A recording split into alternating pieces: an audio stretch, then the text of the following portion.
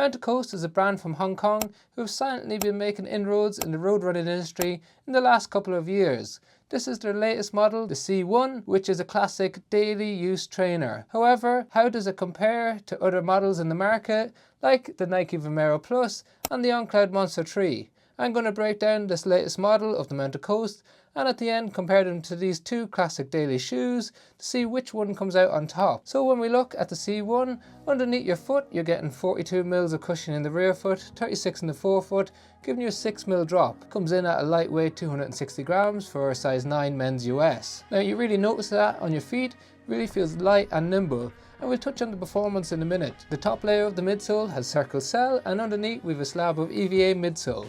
The UVA gives it a solid base, and then the circle cell is a much bouncier, springier feel. So we're getting a nice blend here. It doesn't get stuck in the middle of the shoe when you're walking or running, so it transitions really nicely from the back to the front, even though you've got two different types of foams blended in there. Underneath the shoe, had no issues on wet ground, no traction issues overall, and when we then look at the geometry of the shoe, it's not too aggressive in the forefoot, but we still have an early stage forefoot rocker. That's where the shoe just curves upward, so not too much toe spring, just relatively gentle and really improves the efficiency of the shoe. It's really stiff in that forefoot as well, so if you're someone who needs extra protection in there, you're going to get it with the C1. Now on top of the shoe, it is a really remarkable upper, so it's nice and light and breathable if you're someone who lives in a hotter climate. It's got an excellent width in the toe box and it's got a tune fit dual lacing system. So that means that you can tighten up the midfoot but leave the ball of the foot slightly looser. Or if you're someone who's got a narrow foot, you can tighten up the shoe individually throughout the whole length so your foot's not moving around in there even though it's got a wide toe box. So the combination of the dual lacing system, the wider toe box and the stiff forefoot means that you're getting a huge amount of protection in the ball of the foot for those of you who need it, or if you're someone with hallux rigidus, you're really going to benefit from the options in this shoe. Underneath the shoe, the wide base and the sole flare means that you're getting lots of stability. Now when you take it out on the road, yes, it feels really good as a walking shoe because of that broad base, you're getting lots of stability in there. And when you're running, it's definitely not an up-tempo workout shoe. It just doesn't have the bounce or the spring or the energy return that you'd want from that, even though it's a relatively lightweight shoe. What it does an excellent job at is those easy miles, daily miles, or if you're someone who's training for a marathon for the first time, this can be an excellent go-to option. And I must say, I was really surprised at how smooth the transition is in this shoe after testing some of their earlier models last year. But how does it stack up against a shoe like the Nike Vomero Plus? Well, first of all, we've got more cushioning under the heel in the Vomero Plus, so we've got 43 mils, and we've also got the Zoom X cushioning, which feels completely different than the C1. So it's really bouncy, really soft, really springy, and really fun to run in. The downside of that is it's a little bit less stable underneath your foot compared to the C1.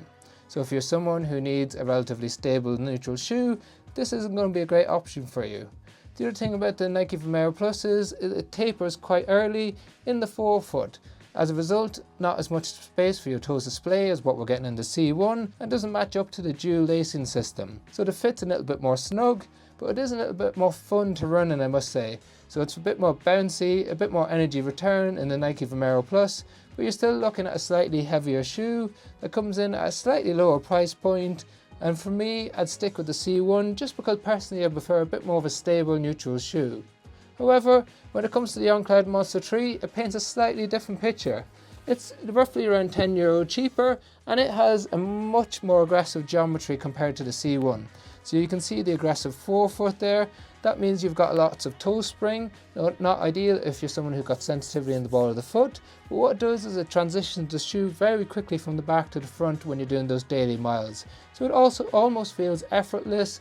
You're therefore not getting as much work from your calf or your Achilles just because of that rocker nature of the shoe. On top of the shoe, well, On are known for having some of the best uppers on the market, so there's very little between the two brands here. Unless you're someone that needs a particularly wide toe box around the ball of the foot, then you're going to benefit from the C1 a little bit more.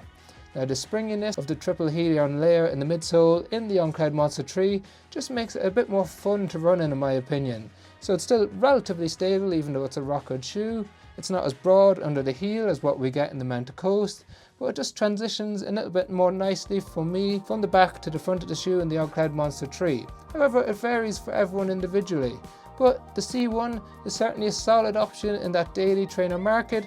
If you've got that broader foot, you need extra space or extra protection in the ball of the foot, and you need a classic, stable, neutral shoe. But let me know your thoughts in the comment section below. Have you tried the C1 before or any of Mountain Coast range?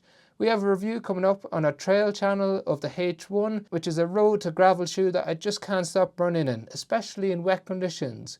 If you haven't checked out our channel, I'll leave a link in the description below. Otherwise, thank you very much for tuning in once again.